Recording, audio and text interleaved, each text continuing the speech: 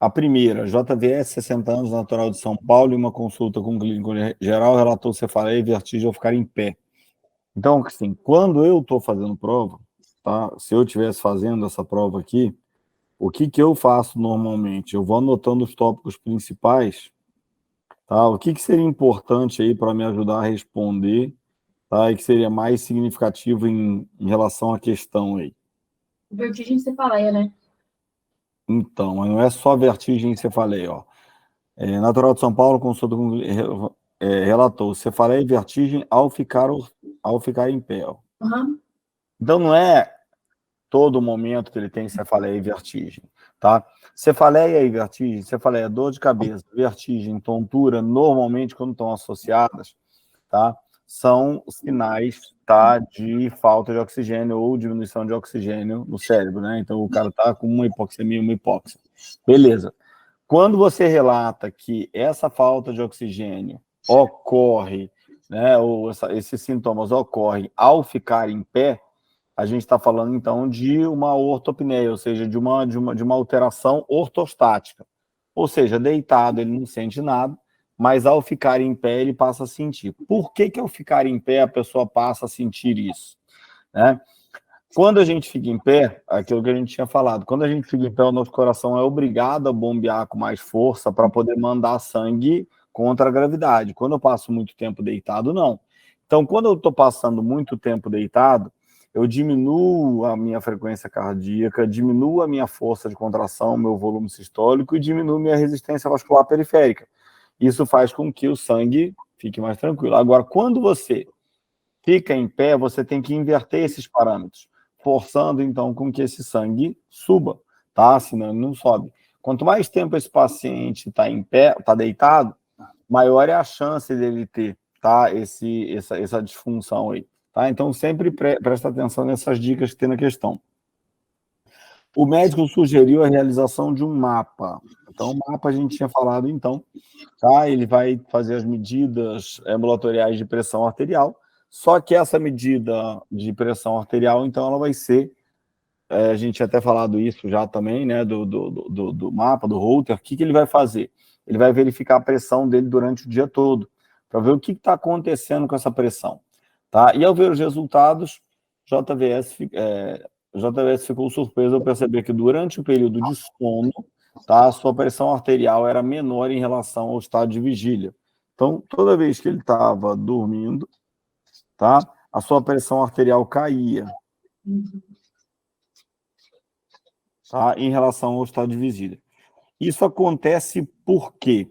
Tá? Ele colocou lá dados de débito cardíaco, resistência vascular sistêmica, né, que seria resistência vascular periférica, a mesma coisa, sistema nervoso autônomo parasimpático, que é a parte que vai inibir, sistema nervoso autônomo simpático. Então, em relação a essas informações, o que acontece? Tá? Se a pressão diminui, o débito cardíaco, ele cai. Então, normalmente a gente associa isso. Se a pressão diminui, tá? Essa resistência vascular periférica diminui também. Por quê? Porque a resistência vascular periférica está diretamente relacionada com o diâmetro do vaso.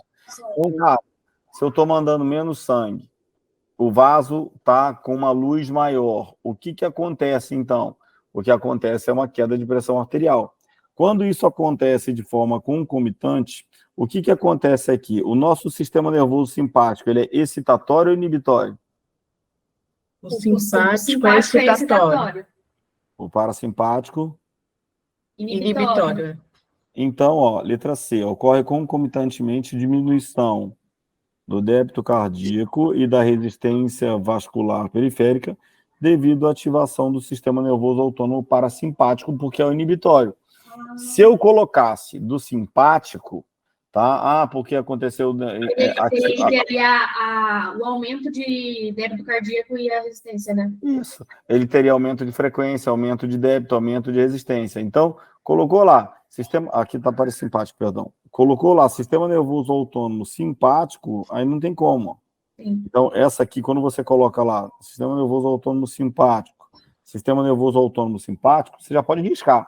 Tá. Por quê? Porque o simpático é excitatório. Esse excitatório sempre vai elevar a pressão. Então, com o que a gente ficou aqui? Se a gente formatar, né, a questão dessa forma.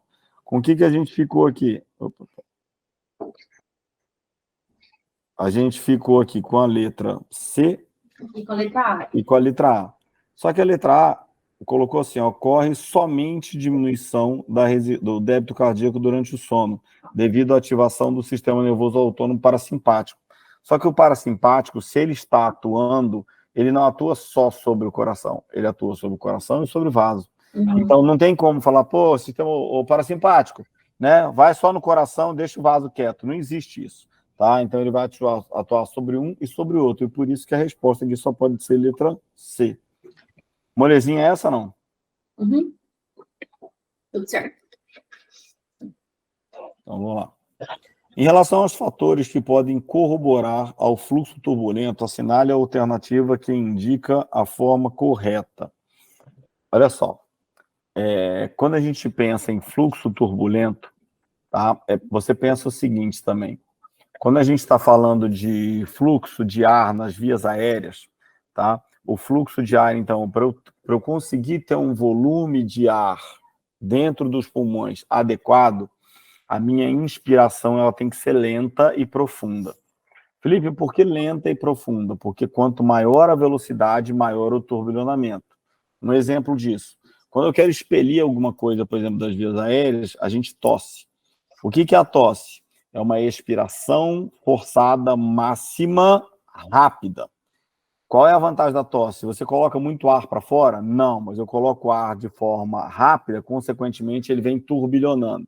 Consequentemente, qual é a vantagem de turbilhonar na expiração? É que quando ele vem turbilhonando, ele vai arrancando tudo que está pela frente, como se fosse um furacão. Então, se você engasgou com um grãozinho de arroz, não interessa se o grãozinho de arroz vai sair pela boca ou vai sair pelo nariz. O que ele quer? Ele quer expulsar aquilo ali. Então, quanto maior o turbilhonamento, então, assim, quando você tosse, nossa, mas é uma expiração forçada máxima, então sai todo o ar. Não sai todo o ar, sai pouco ar, porque o ar é turbilhonado. Mas o ar, ele sai de uma forma turbilhonada que ele vai levando tudo, tá? Então, aqui a gente vai ter alguma coisa mais ou menos semelhante. O que é importante? Velocidade é importante. Velocidade, velocidade, velocidade. Até aqui não tem nenhum problema. Diâmetro do vaso vai ser importante? Sim. Sim. Sim, ele vai ser determinante. Tá? Por quê?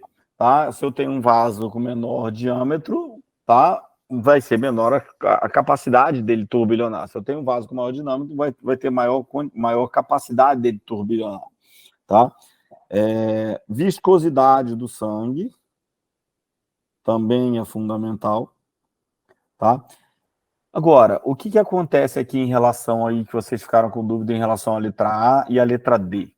Tá? Na letra A está colocando assim, e o turbilhonamento é diretamente proporcional a todos esses fatores. Então, o turbilhonamento é diretamente proporcional à velocidade? Sim. Então, quanto maior a velocidade, maior o turbilhonamento. É isso que ele está querendo dizer. Diretamente proporcional é maior um, maior o outro. Diretamente proporcional ao diâmetro do vaso? Sim. Quanto maior o diâmetro do vaso, maior a chance dele turbilhonar. É diretamente proporcional, tá? É diretamente proporcional à viscosidade. Pensa o seguinte, quanto mais viscoso o sangue, mais grosso ou mais fino? Grosso. Mais grosso. Mais grosso. Quanto mais grosso, né, ou quanto mais fino, o que vocês acham? Qual é o sangue que tem maior capacidade de turbilhonar? O sangue mais fino ou o sangue mais grosso? Mais fino. O que é mais fácil de você mexer, por exemplo? Um leite integral ou um leite desnatado? O leite desnatado. Leite desnatado, porque o leite desnatado é praticamente água. E quando você vai lá fazer um copo de leite integral, por exemplo, que ele é bem mais grosso, ele turbilhona com muito mais dificuldade. Agora, quando você vai bater uma água, por exemplo, ou qualquer coisa menos viscosa, o turbilhonamento ele é mais fácil. Então, o turbilhonamento ele vai ser diretamente proporcional à velocidade, ao diâmetro, mas ele vai ser inversamente proporcional à viscosidade. Ou seja, quanto menor for a viscosidade, maior é a capacidade dele turbilhonar. Entendi. Então, isso é só uma pegadinha. Até aí estava tudo certo. Tranquilo? Ok.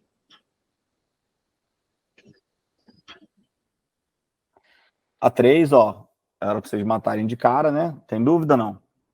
Então, ó, o sistema endócrino é fundamental para a regulação da pressão arterial a médio e longo prazo. Opa, sistema endócrino, médio e longo prazo, o que a gente pensa?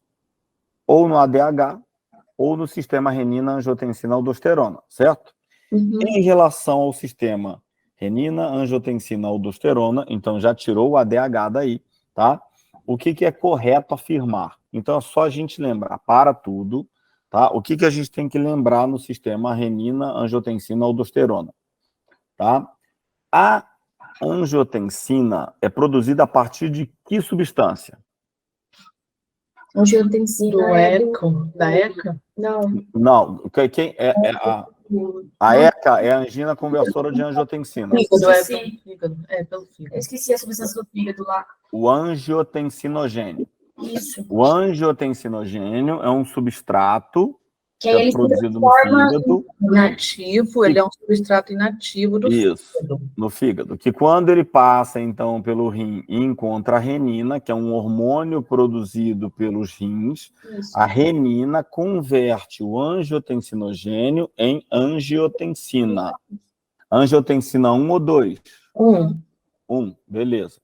Essa angiotensina 1, ela é ativa ou inativa? Ela é inativa. Inativa. Ela cai na corrente sanguínea. Quando essa angiotensina 1 ela passa pelos pulmões, ela encontra a ECA, né? A enzima conversora da angiotensina. Certo. O que a ECA faz? Aí ela vai e transforma em angiotensina 2. Isso, que é a forma ativa. Isso. A angiotensina 2 atua de duas formas. Direto nos vasos. O que ela faz? Dilatação. Constrição. É vasoconstrição. Isso. Tá? Lembra, sempre aumento da pressão. Vasoconstrição. Tá? E para aumentar a pressão também, o que ela vai fazer?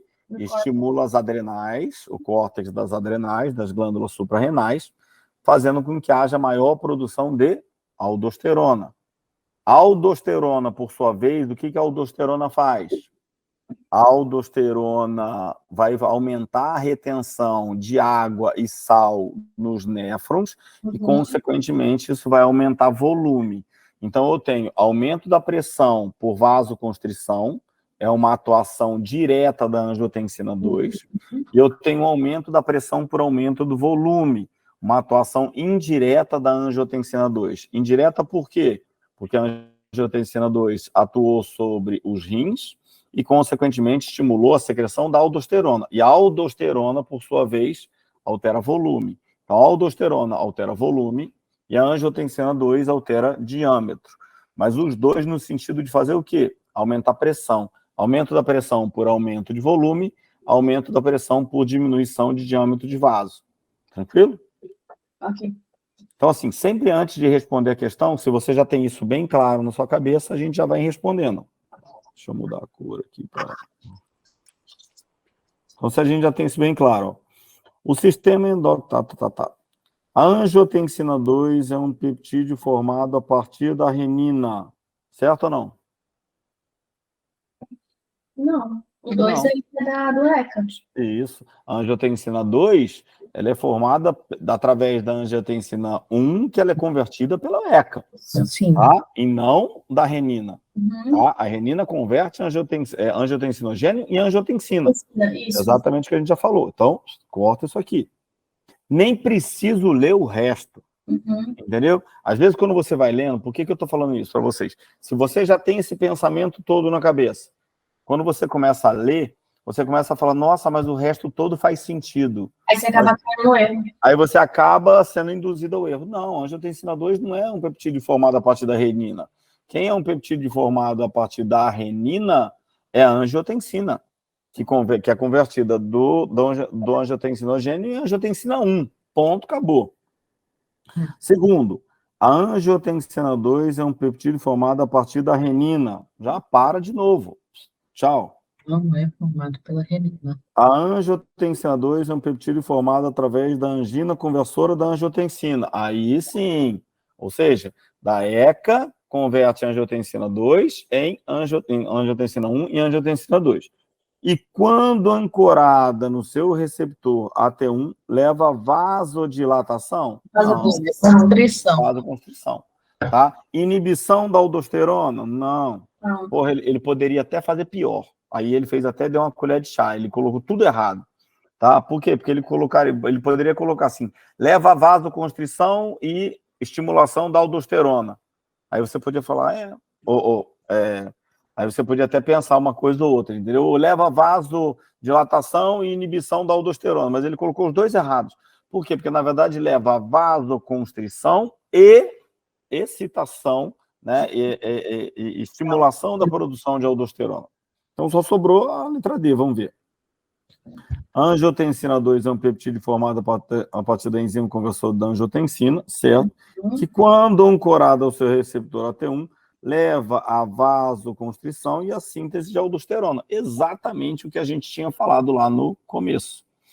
Felipe, quando eu li isso aqui, eu vi que essa resposta aqui é a resposta certa. Olha o macete que vocês têm que ter aqui. Só que eu não lembrava quem é o receptor que vai ancorar, tá, a angiotensina. Tranquilo? Então, agora você já sabe. Certo? Se essa aqui é a resposta certa, ele já está te dando uma informação que pode ser utilizada lá na frente da prova. Se vai ser utilizado ou não, não sei. Mas vamos supor, lá na frente ele pergunta qual é o receptor responsável por ancorar, né, a angiotensina? Você já sabe, receptor AT1. Por quê? Porque isso está na sua prova, dentro da tua resposta correta, entenderam?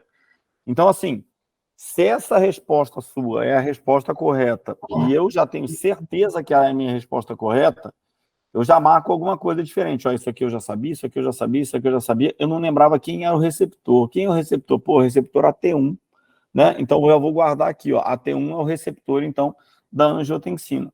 Ponto. Beleza? Certo. Tranquilo, então.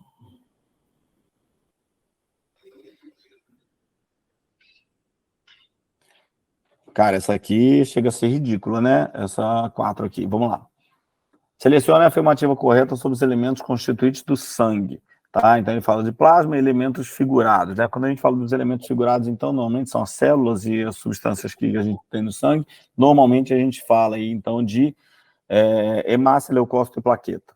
Tá? Hemácia, também chamada de eritrócito ou glóbulo vermelho, leucócito ou glóbulo branco e plaqueta de trombócito. É tudo a mesma coisa, tá? Hoje em dia a gente nem usa mais o nome trombócito, tá? Porque remete muito a trombo. A parte, o termo trombose, né, vem de trombócito, tá? Então vamos lá.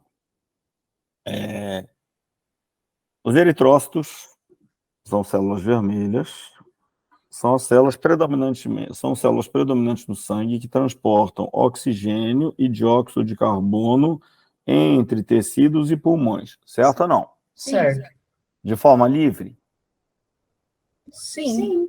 Não. Não? Peraí. Não, de forma livre. Ó, só para complementar, tá? Quando a gente fala assim de transporte, ó, transporte. A gente tem transporte de CO2 e transporte de O2. Todo transporte que ele é feito, tá, na corrente sanguínea, ele é feito por uma célula que é chamada de hemácia. Tá? Aqui também é chamada de eritrócito ou glóbulo vermelho. Agora, qual é a pergunta? Por que a hemácia ou eritrócito é chamada de glóbulo vermelho? Porque lá dentro ele possui uma proteína chamada... Hemoglobina. E a hemoglobina, que é a proteína que faz o transporte, tá, de gases, ela tem a coloração avermelhada. Por isso que a gente tem o sangue vermelho. Não é por causa da hemácia, é por causa da hemoglobina. Só que essa hemoglobina, ela tem uma alta afinidade com os gases, oxigênio e gás carbônico.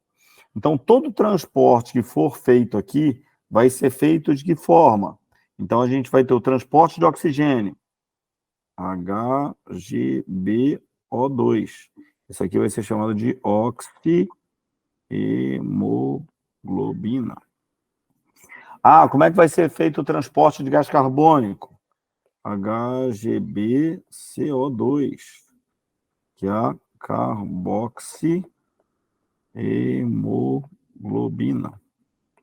Felipe, mas eu tenho oxigênio livre no sangue? Muito pouco. Eu tenho gás carbônico livre no sangue? Muito pouco. Toda vez que a gente fala de saturação, sabe? Saturação de oxigênio. Qual é a saturação de oxigênio? Saturação é de tanto. Eu estou saturando quem? A quantidade de hemoglobina. O que a gente entende como saturação? Nossa, a Caroline está saturada do namorado dela. O que você está querendo dizer? Está cheia, cheio, né? Então, cheio significa, cara, eu tenho um limite, meu limite está esgotado. O que significa saturação de oxigênio? Que o meu limite de transporte de oxigênio está esgotado. Qual é o limite? Quem determina o limite? A quantidade de hemoglobina. Por quê? Porque quem transporta é a hemoglobina. Vamos supor, tá? Numa hipótese mais simples, que eu tenha 100 moléculas de hemoglobina. Quantas moléculas de oxigênio eu consigo transportar? 100. Por quê? Porque ele está saturado. Ah, então a saturação está em 98, significa que 2% da quantidade de hemoglobina que eu tenho no sangue não está ligada a oxigênio. Então, eu ainda tenho capacidade de ligar. Ah, mas o meu paciente está acometido, está acamado, eu chego lá e eu quero aumentar a saturação de oxigênio dele. Né? Esse paciente está com dificuldade respiratória, está com algum problema respiratório. Normalmente vai lá um enfermeiro, técnico de enfermagem, outro profissional, tudo que está sem saco para aspirar o paciente ou para fazer qualquer outro procedimento. O que o cara vai lá e abre o oxigênio e aumenta a pressão de oxigênio. Quando ele aumenta a pressão de oxigênio, ele força, né? Ele disponibiliza muito mais concentração de oxigênio e ele força essa ligação entre oxigênio e hemoglobina, aumentando a saturação. Mas ele está aumentando a saturação por pressão de oxigênio, que não é o ideal. Né? O ideal é ele fazer uma saturação de oxigênio de forma fisiológica. Tranquilo? Uhum. Então, só para vocês guardarem, tá? Então, ele não transporta livremente pelo sangue, porque depende da situação que ele está transportando, né? Se é mais oxigênio ou mais gás carbônico. Isso, eu vou te dar um exemplo agora, quer ver? Na prática, eu não tive coragem de assistir aquele documentário da Boate Kiss. Vocês assistiram? Como é? Assisti Assistiu? o documentário da Boate Kiss, chorei igual uma Ah, desgraçada. não, eu não vi. Beleza, o que acontece ali? Quando teve um incêndio, a gente tem uma produção de CO, que é o monóxido de carbono, certo? Sim ou não? Sim. Sim. Quando tem essa produção de monóxido de carbono, então, o que acontece? Quando você inala, eu inalo oxigênio? Inalo. Mas eu inalo também quem? O monóxido de carbono. Qual é o problema do monóxido de carbono? É que a afinidade do monóxido de carbono com a hemoglobina é maior do que a afinidade da hemoglobina com o oxigênio. Então, o que ele faz? Toda vez que eu inalo um ar que ele é rico em monóxido de carbono, o que o meu sistema faz? Ele rompe essa ligação aqui do oxigênio e ele liga a hemoglobina com o monóxido de carbono. Nesse caso, ficaria mais acidose? Não, nesse caso, em vez de eu estar entregando oxigênio, eu entrego monóxido de carbono. Qual é a finalidade do monóxido de carbono para o teu tecido? Nenhuma. Entendeu? Então, vamos supor, se eu tenho uma intoxicação, né, respiratória, e eu inalo muita quantidade de monóxido de carbono, o que acontece com a minha saturação de oxigênio? Diminui. Só que essa afinidade do monóxido de carbono com a hemoglobina ela é tão grande que eu não consigo desprender esse monóxido de carbono da hemoglobina. Se eu não consigo desprender, eu não tenho vaga para oxigênio. Então, o meu transporte de oxigênio, o meu oxigênio entra no pulmão, sai do pulmão e acontece o quê? Não tem troca. Só que o monóxido de carbono, ele é mais leve do que o oxigênio. Então, né, o que se indica em casos de incêndio, de qualquer coisa? Tá? Tudo que é mais leve, sobe. Tudo que é mais pesado, fica mais baixo. Então, se você está numa situação de incêndio, a primeira coisa que você faz é deita e sai rastejando. Por quê? Porque quanto mais alto você tiver, menor a quantidade de oxigênio que você vai ter, maior a quantidade de monóxido de carbono. Então, você vai perder a consciência mais rápido e, consequentemente, essa intoxicação ela pode te levar a óbito. Então, qual seria o certo? Primeiro, molhar uma camisa ou alguma coisa, bota no rosto e sai rastejando para você tentar sobreviver. Essa intoxicação ventilatória, ela pode matar o cara na hora, dependendo da quantidade. Por quê? Porque eu inalei muito, então não tem nem para trocar. Ou ela pode matar depois de um tempo. Você vê que algumas pessoas foram internadas e depois de um tempo morreu. Mas por quê? Porque ela não desgruda. Então eu vou depender do quê? Eu vou depender do tempo de vida útil da hemácia, que dura mais ou menos quanto tempo? Eu não sei. Uns 2, 3 dias, eu acho. Não, 28 dias. 28 mais ou menos. 28 dias, é verdade. Mais ou menos 28 dias. Tá? Então, eu dependo de mais ou menos 28 dias para essa hemácia ficar senil. Quando a hemácia está senil, a gente entra, tá, no metabolismo da bilirrubina. Já viram isso? Ainda não, mas já ouvi falar. O que é o metabolismo da bilirrubina? Tá? O nosso baço, tá? Ele vai ser responsável pela degradação de hemácia senis. Então, eu tenho aqui uma hemácia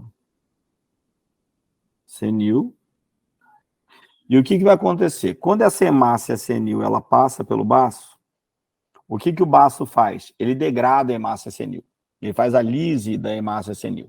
Tá? O que é essa lise? É a degradação da hemácia. Felipe, mas por que eu preciso destruir essa hemácia senil? Porque se ela está velha, será que ela tem a mesma capacidade de transporte do que uma hemácia nova? Entendeu? Aí que é o problema. Já que eu não tenho a mesma capacidade de transporte, eu preciso manter a eficiência do meu transporte de oxigênio, o que eu vou fazer? Eu vou destruir essa hemácia senil. Só que quando eu destruo a hemácia senil, eu tenho que lembrar que lá dentro da hemácia senil, eu tenho a minha HGB, a minha hemoglobina. Poxa, mas será que eu quero destruir a hemácia senil e jogar essa hemoglobina fora? Não. Então, lá dentro do baço, essa HGB, ela é quebrada. Tá? E essa hemoglobina, então, ela vai ser convertida em complexo hemo mais globina.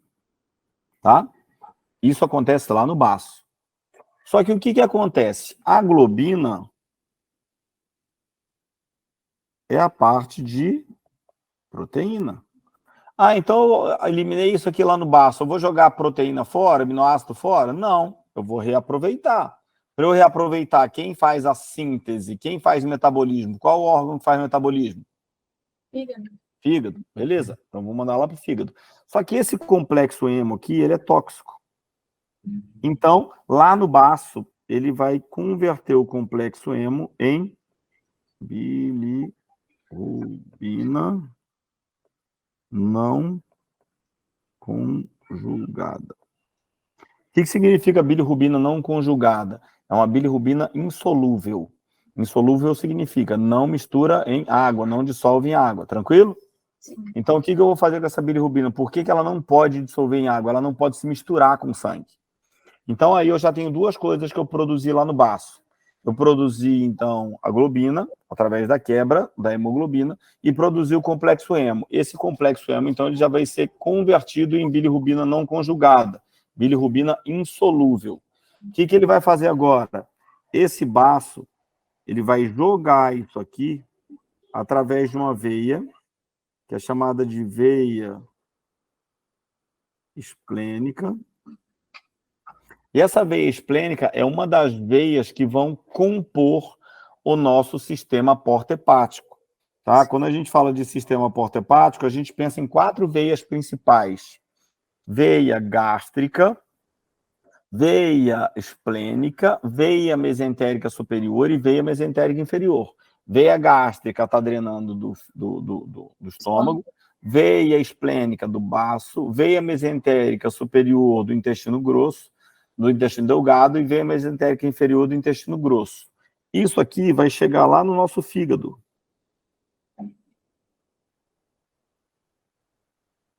Quando essa bilirrubina não conjugada chega no fígado, primeiro, o PTN ele vai já converter e reaproveitar.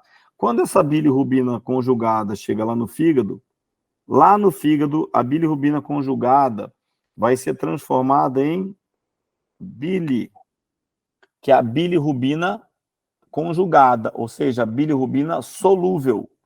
Só que a bilirrubina solúvel, quando a gente estuda o sistema digestivo, a bilirrubina solúvel, ela não vai atuar na digestão química, sim ou não? Sim. Sim. Se ela é um subproduto, né, um líquido que vai atuar no processo de digestão, eu posso deixar essa bile solta no fígado? Não. Não. Por quê? Porque se eu deixar ela solta no fígado, ela vai começar a digerir meus próprios hepatócitos. Certo? Então, o que essa bilirrubina faz? Esse fígado converte a bilirrubina não conjugada em bilirrubina conjugada, que é a bile propriamente dita, e essa bile vai ser armazenada onde? Na vesícula biliar. Na vesícula biliar, que fica ali bonitinha, paradinha.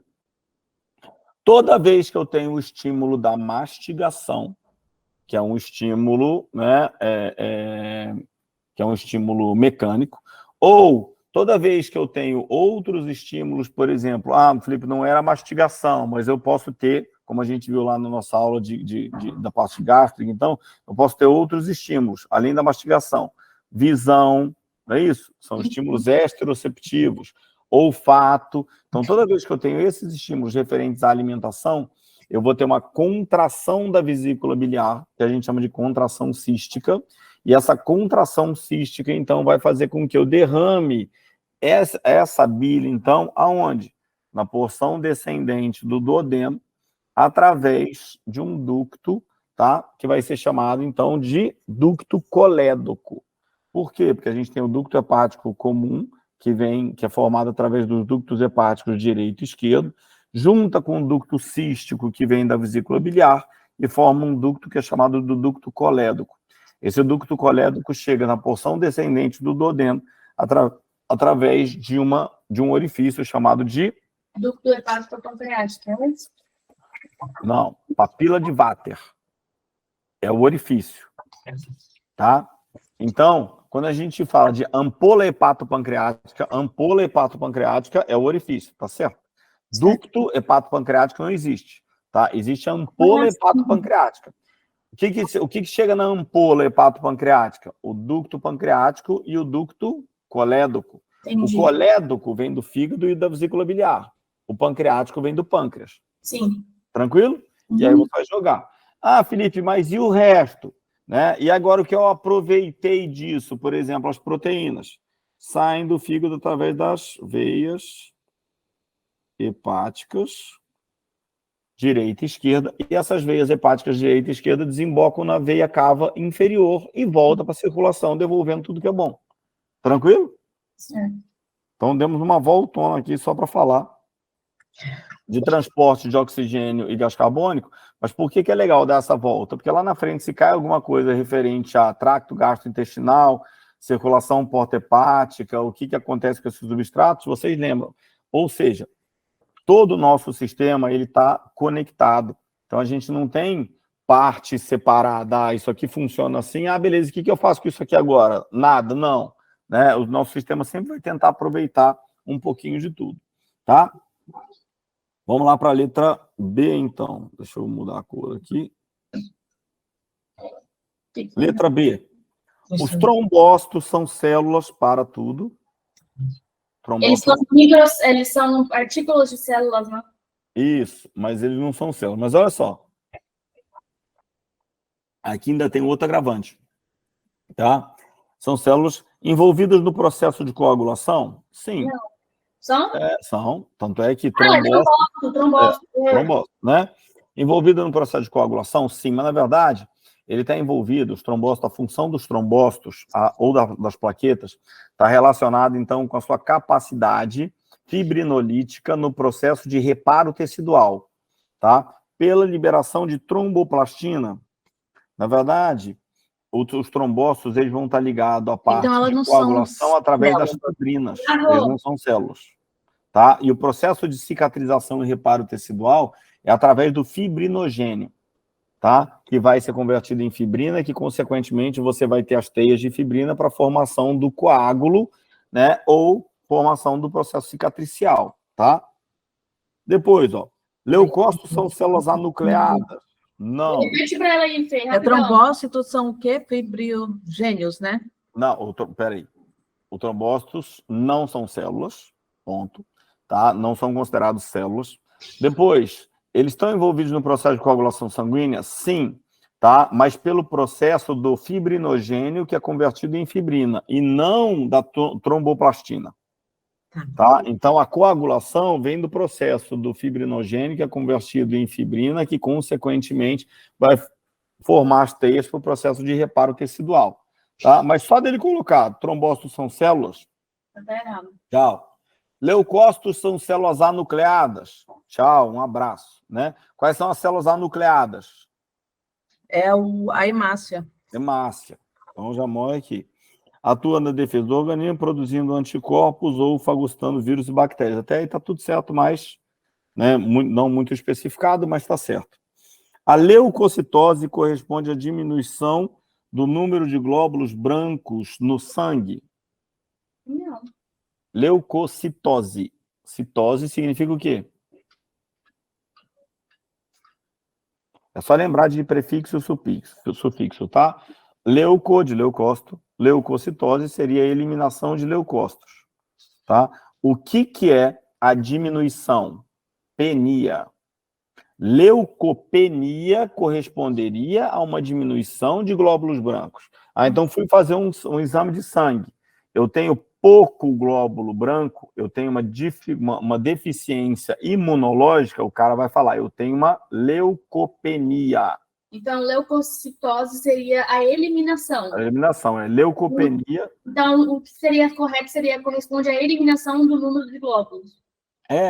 Ou ele teria que colocar lá, a leucopenia corresponde à diminuição de número de glóbulos brancos no sangue.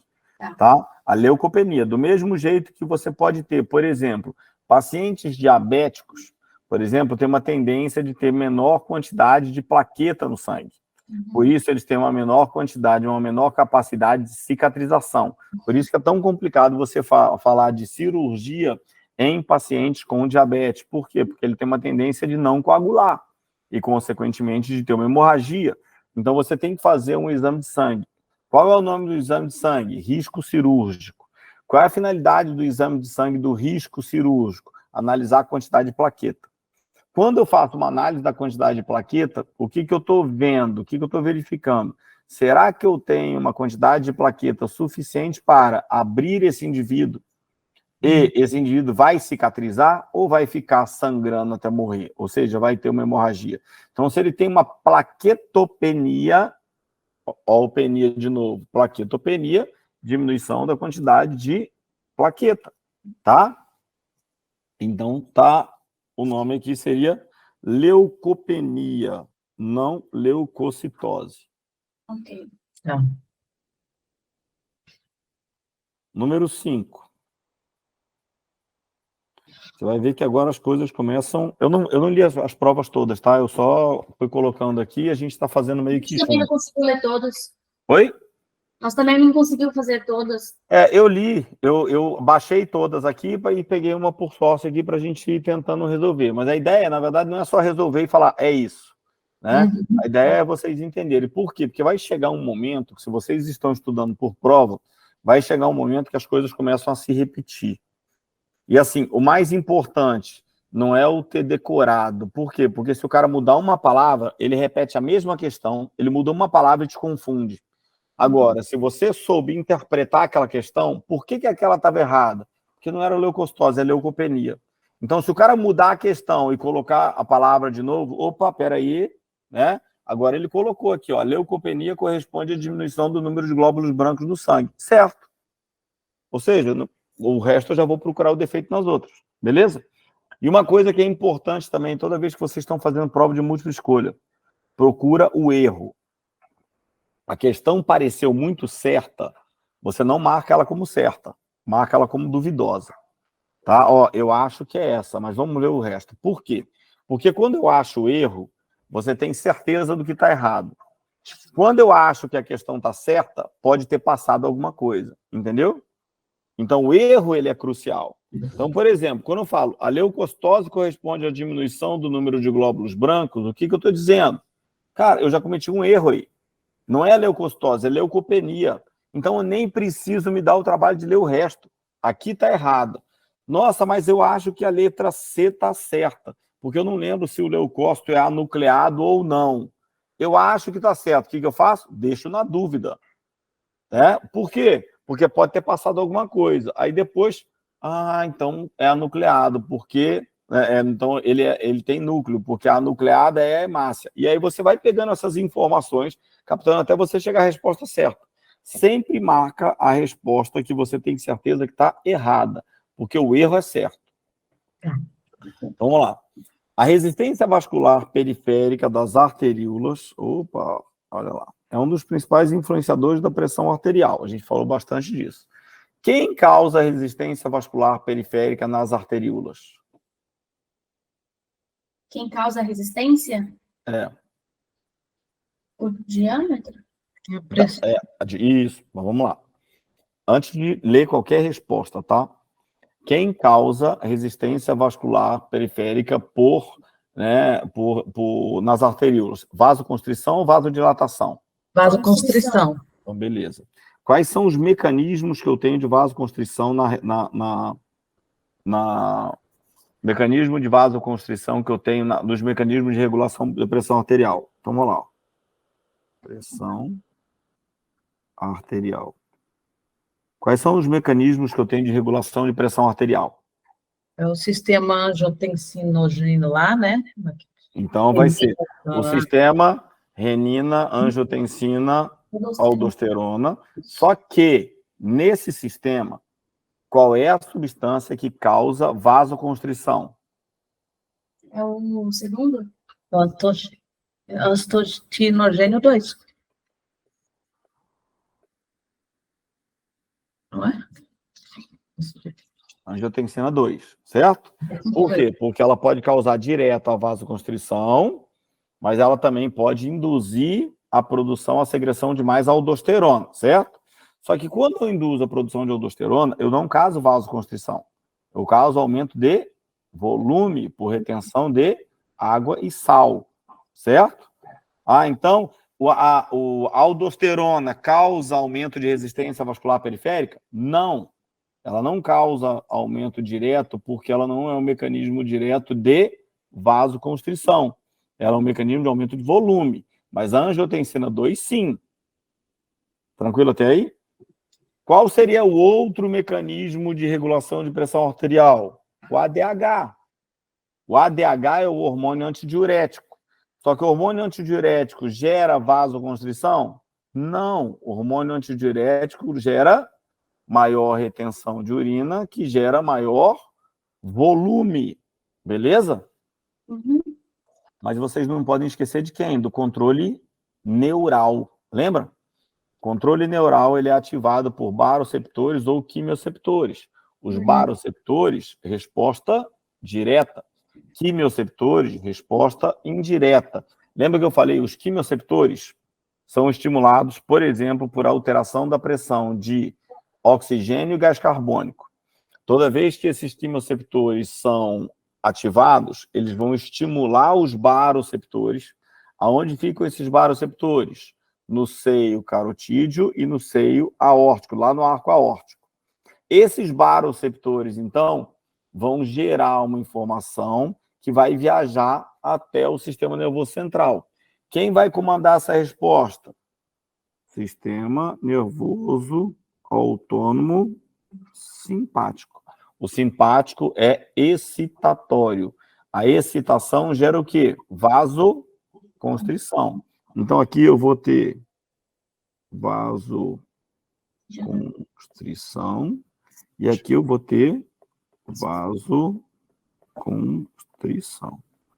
Então, se eu estiver pensando em aumento de resistência vascular periférica, esquece volume. Eu estou falando de resistência vascular. Como que eu aumento a resistência vascular? Diminuindo a luz do vaso ou aumentando a luz do vaso? Diminuindo. Quem tem capacidade de diminuir? Sistema nervoso autônomo simpático e a angiotensina 2. Beleza até aí? Sim. Aí agora a gente volta e agora sim a gente vai ler a nossa questão, tá?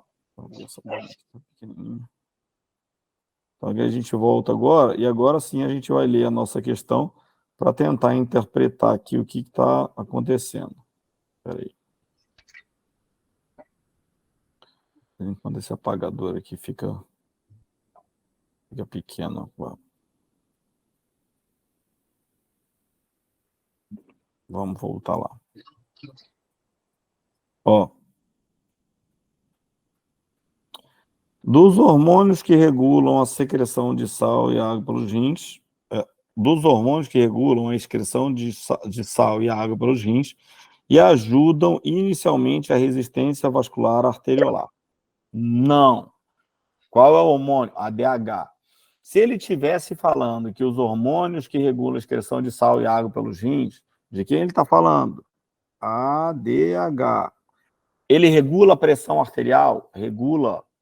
Ele aumenta a pressão arterial? Aumenta, mas o aumento se dá por volume. O aumento não se dá por resistência.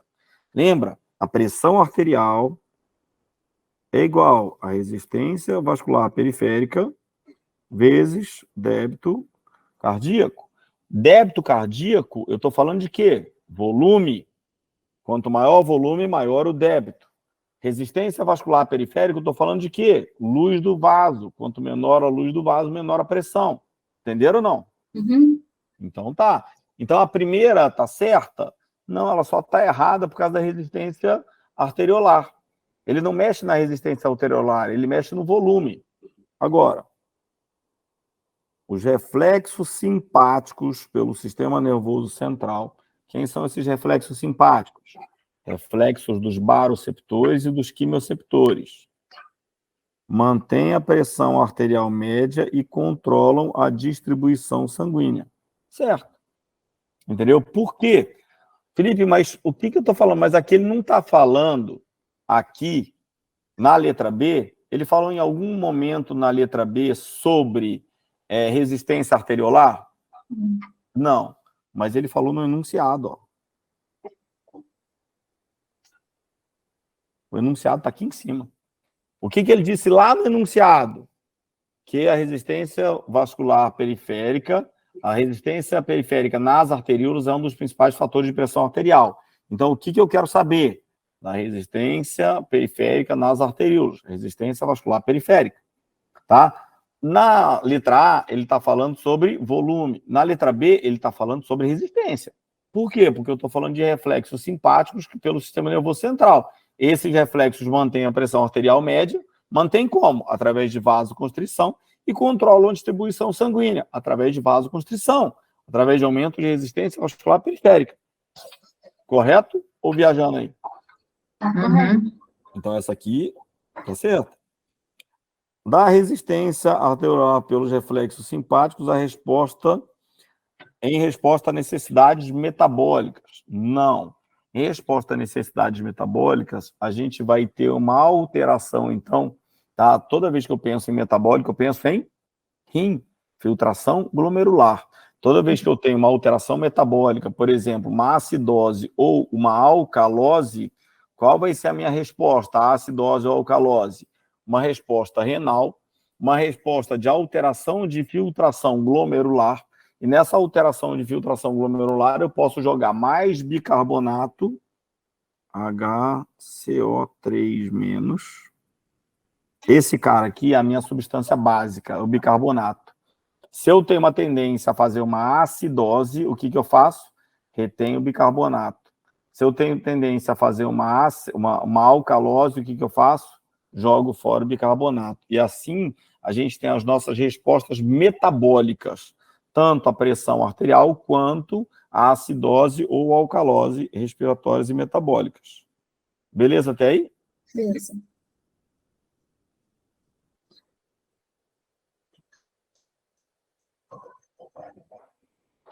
Então, vamos para outra.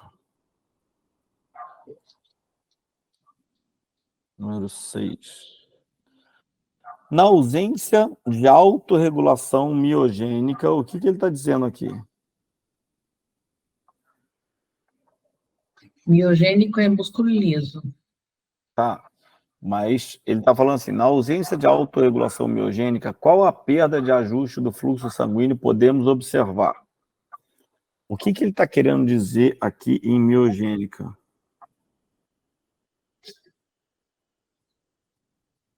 Diurese. Entenderam ou não? Sim.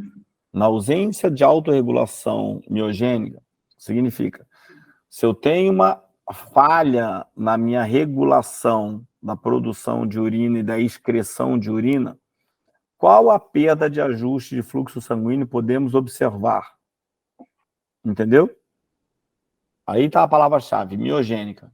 Então, toda vez que eu tenho um controle neural, um controle renal, por exemplo, eu tenho aumento de filtração glomerular, consequentemente, se eu tenho uma pressão alta, como é que eu vou fazer para essa pressão melhorar, né? Para essa pressão diminuir? Diminuo o volume, só que se eu diminuo o volume, o que acontece com a diurese? Aumenta a diurese, então eu vou ter um controle que a gente chama de controle miogênico. O miogênico, por exemplo, o músculo detrusor, que é o músculo da bexiga urinária, ele é um músculo estriado esquelético, estriado cardíaco ou liso? Liso.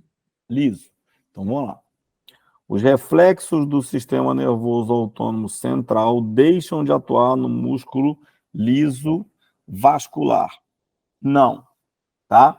Por que isso? Olha o que a gente vai falar aqui. O que está de errado nisso aqui? Eu não lembro se eu tinha falado para vocês ou não quando a gente fala de pressão arterial, mas quando a gente fala... Eu acho que eu falei isso na aula de pressão arterial. Quando a gente fala de bexiga urinária, tá? Diferente do que acontece no nosso coração, tá? Lá no nosso coração, o que a gente tem? Sistema nervoso autônomo simpático é excitatório, o parasimpático é inibitório. Tranquilo ou não? Uhum. Sim. Só que quando a gente fala de bexiga urinária, é o contrário.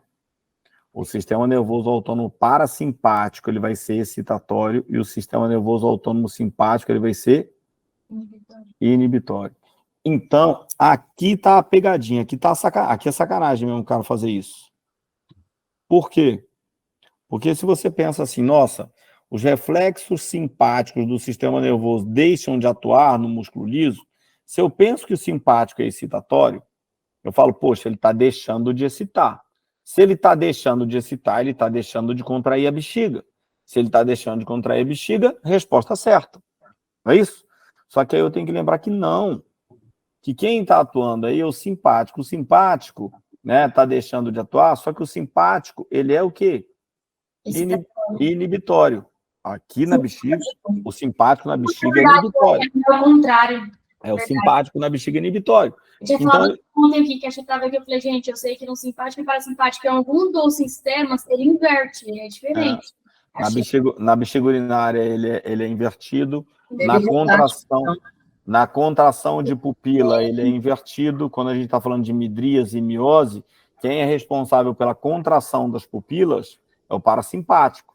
O simpático é responsável pelo dilatamento da pupila. Uhum. Tá? Então, assim, quase sempre o simpático é excitatório. Aqui ele colocou na letra A uma exceção. Então, aqui poderia derrubar muita gente. Porque o cara vai lá direto, fala, pô, isso aqui é simpático e tal, então já vou marcar direto. Ele erra. Letra B. O músculo liso vascular perde a capacidade de controlar o seu estado de contração. Tá? Músculo liso vascular, todos os músculos, né, do endotélio vascular, eles são formados por músculo liso. Tá? Então, ele vai perder a sua capacidade de controlar esse estado de contração. Então, se eu tenho uma alteração miogênica, eu vou perder a minha capacidade de contração desses músculos lisos. Tá? Se é mio de músculo, tá? Se eu tenho uma alteração de capacidade miogênica, eu vou ter uma alteração da minha capacidade de controle dos meus músculos lisos. Músculo vascular, músculo arterial, parede arterial, né? Ela também não é formada por músculo liso, então ele também vai ter perda de capacidade de vasoconstricção e vasodilatação. Ele nem está entrando aqui no aspecto de simpático e parasimpático. Ele só está querendo dizer o seguinte: se eu tenho uma alteração miogênica, eu altero o funcionamento do músculo. Os vasos, as artérias, são formadas por musculatura lisa. Então, se eu tenho uma alteração da minha capacidade de controle do músculo, eu tenho uma alteração da capacidade de controle dos vasos, certo? Por isso, essa resposta aqui está certa. Então, no sistema renal, o simpático ele vai ser o inibitório e o parasimpático o excitatório. Não é no sistema renal, no músculo detrusor, na bexiga. Ah, só na bexiga? Só na bexiga. Tá? Porque quando você fala sistema renal, o sistema renal ele é muito mais ativado por questões hormonais, não é isso? Renina, né, e aldosterona, do que por questões simpática e parasimpática. Tá. Quando eu penso em simpático e parasimpático, eu penso o quê? Em vaso. Tá? Vaso, questão miogênica, questão de contração. Beleza? Ok. Eu posso pensar que só na bexiga e com relação também ao sistema reprodutor, também ele é ao contrário, né? Ele é o contrário, nos olhos ele vai ser o contrário. Existe uma tabela, tá, de atuação simpática e parasimpática. A gente associa muito o simpático porque a primeira coisa que vem à cabeça é aumento de frequência, aumento de débito, né? Ou seja, a primeira coisa que vem na cabeça é o cardiovascular. Só que a gente não pode levar isso como regra, tá? Então vai ter suas exceções. Tá. A vasoconstrição gerada pela diminuição do fluxo sanguíneo local das arteríolas deixa de acontecer. Não. Tá? A vasoconstricção gerada pela diminuição do fluxo sanguíneo, poxa, mas eu penso o seguinte, cara, se o cara tem uma ausência de autorregulação miogênica, como é que ele vai fazer vasoconstrição? Entendeu? Se ele tem uma ausência de autorregulação do músculo, músculo faz vasoconstrição? Não. Músculo faz relaxamento? Não. Entendeu? Então, vai perder a autorregulação, ele já está dizendo lá em cima. E letra D, as arteríolas perdem a capacidade de detectar o aumento da pressão quando se distendem. Espera aí. Então, o que acontece? Primeiro, que a arteríola não tem capacidade de detectar pressão. Quem tem capacidade de detectar pressão? Seio aórtico e seio carotídeo, lembram? Os baroceptores são localizados no seio aórtico, no arco aórtico e no seio carotídeo. São eles que pegam essa informação de variação de pressão e mandam para o sistema nervoso central. Se tivesse uma alteração, uma perda de capacidade, teria que ser uma perda de capacidade aonde? Lá no seio aórtico e no seio carotídeo, e nunca nas arteríolas. A arteríola não tem capacidade nenhuma de detectar. Então, como é que ela pode perder uma capacidade que ela não tem? Entendeu? A arteríola é final. Aonde que acontece a regulação da pressão arterial? Lá no começo. Lá no arco aórtico e no seio carotídeo. Facinho ou não? Sim.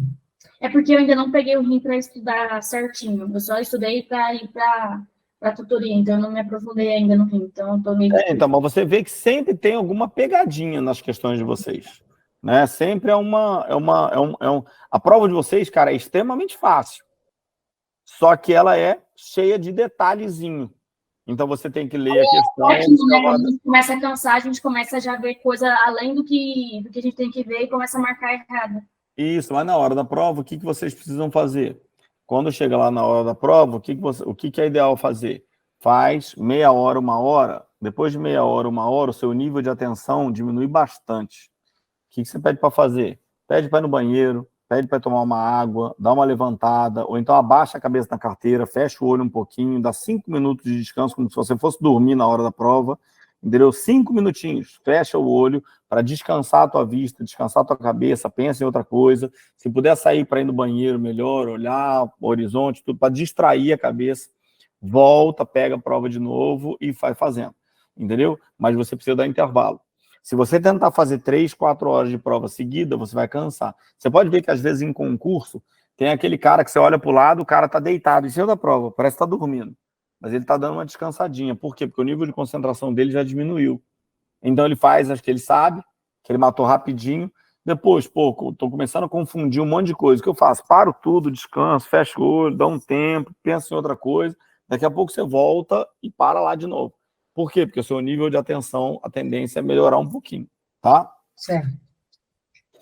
Ó, assinale a alternativa que relacione Relacione corretamente fator fisiológico com pressão arterial média. Então, beleza.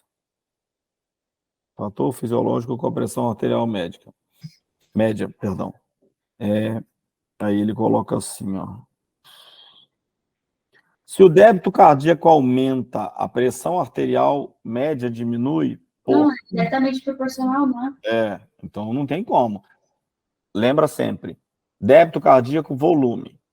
Se aumenta o volume, a pressão diminui? Porra, não tem como. Se as veias contraem, a pressão diminui? Para tudo, pelo amor de Deus. Veia não contrai, cara. Entendeu? Primeiro, seria a artéria. Mesmo se ele colocasse assim, ó, olha que sacanagem que poderia ser. Se as veias contraem, a pressão arterial média aumenta. Aí você ia falar, porra, né? Então, se eu tenho vasoconstrição, a pressão aumenta. Mas quem contrai não é veia, é artéria. Entendeu? Então, cara, já mata por aí, 2 erros, tá? Ainda deu uma colher de chá porque ele colocou lá que diminui, tá? Depois, vamos pular lá para C. Se o fluxo sanguíneo aumenta, a pressão arterial aumenta? Não, é porque se... Mas vocês marcaram como certa essa. Vamos olhar para outra. Estamos na dúvida. Essa prova aí não é nossa, né? Essa prova aí é... Tá. A gente já fez prova. Beleza, então vamos deixar essa na dúvida. Vamos deixar essa na dúvida. Fluxo. Olha a sacanagem que o cara colocou. Vamos para outra. Se as arteríolas contraem, a pressão aumenta? A artéria contrai. Sim, a artéria vai contrair. Isso significa aumento da resistência vascular periférica. Tranquilo? Marca essa. Ponto. Aí você falou, porra, mas se o fluxo aumenta, a pressão aumenta. O fluxo é igual ao volume? Não. Não. Ah, verdade. Entendeu? Se o volume aumenta, a pressão aumenta. Quem é volume? Débito cardíaco. Fluxo é velocidade. Fluxo não é volume. Então o cara colocou aqui uma palavrinha aqui, ó, de sacanagem, ó. Fluxo. Entendeu? Porque se fosse volume, também estaria certa, né? Se fosse volume, estaria certa. Entendeu? Se o volume sanguíneo aumenta, a pressão tende... Não é que a pressão vai aumentar, tá? É porque aqui ainda tem uma pegadinha, ó. Se as arteríolas contraem, a pressão aumenta? Não necessariamente. Por que, Felipe, não necessariamente? Porque se eu analisar, toda vez que eu tenho uma vasoconstrição, na verdade, a minha vasoconstricção é uma resposta à diminuição do volume. Não é isso? Então, a vasoconstrição, na verdade, é uma reparação da luz do vaso, adaptando a luz do vaso à quantidade de volume que eu tenho. Então, não é que a arteríola contrair, ela não contrai para aumentar a pressão. Ela contrai para quê? Para não deixar a pressão despencar. Ponto. Mas aqui eu estou colocando assim, beleza. Se as arteriolas se contraírem com uma pressão normal, o que vai acontecer? Vai aumentar a pressão, tá certo? Agora, se o fluxo sanguíneo aumenta, a pressão aumenta? Não. Aumenta a velocidade, não aumenta a pressão. Agora, se eu aumento débito, se eu aumento volume, consequentemente eu aumento pressão. Beleza? Então, aqui, essa pessoa que estava aqui, ela errou por causa de uma besteira. Tá? Do mesmo jeito que essa pessoa que errou aqui, ó, por causa de uma pegadinha. Ó. As arteríolas perdem a capacidade de detectar. A arteríola não detecta porra nenhuma. Quem detecta? Seio carotídeo e arco aórtico. Então, eu tenho que lembrar, lá no meu sistema de regulação de pressão arterial, aonde ficam localizados meus baroreceptores? No seio carotídeo e no arco aórtico.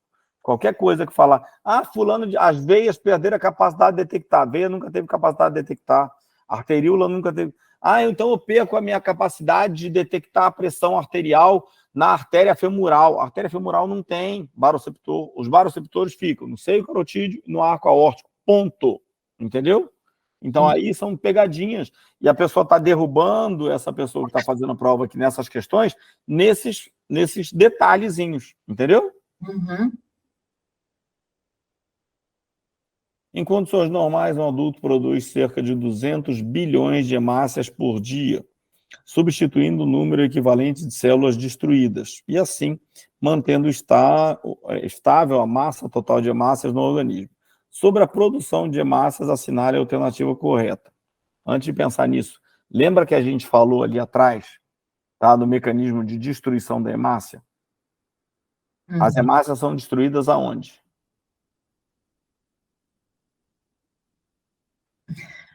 Acabamos de falar, no baço. No baço, é isso? Então, lá o baço ele é responsável pela lise de hemácias senis. Consequentemente, ele vai pegar essa hemoglobina, quebrar a hemoglobina e transformar em complexo hemo e complexo globina, para entrar, então, nesse metabolismo da bilirrubina. Certo. A bilirrubina insolúvel, que é produzida, então, no baço, viaja pela veia esplênica até o fígado para ser convertida em bilirrubina solúvel. Essa bilirrubina solúvel é a bile. Ponto. Então, assim, existe uma destruição? Existe. Essa destruição acontece aonde? Acontece no baço. Só que, toda vez que eu tenho uma diminuição da quantidade de hemácias no sangue, eu vou estimular a produção de mais hemácia. Aonde as hemácias são produzidas? Não, hein?